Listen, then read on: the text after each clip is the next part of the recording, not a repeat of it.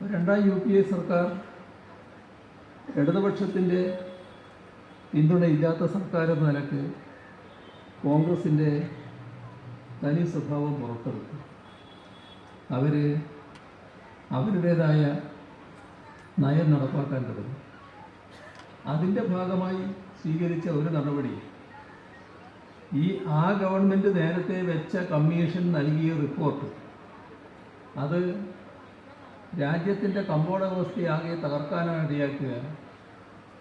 ഇത് അംഗീകരിക്കാൻ കഴിയില്ല എന്ന് പറഞ്ഞുകൊണ്ട് ആ റിപ്പോർട്ട് തള്ളുന്ന നില രണ്ടാം UPA സർക്കാർ സ്വീകരിച്ചു. അതാണ് കോൺഗ്രസ്.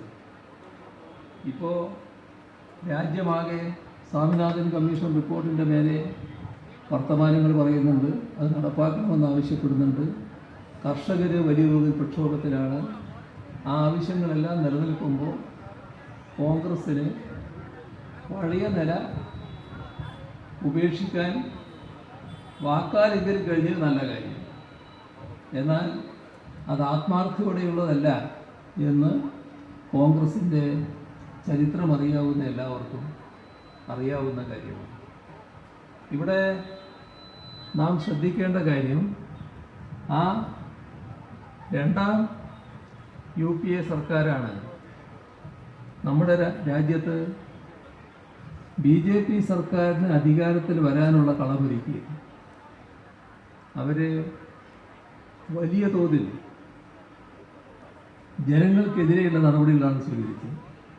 കോൺഗ്രസിൻ്റെ ശരിയായ സ്വഭാവം കാണിച്ചുകൊണ്ടിരിക്കുകയാണ്.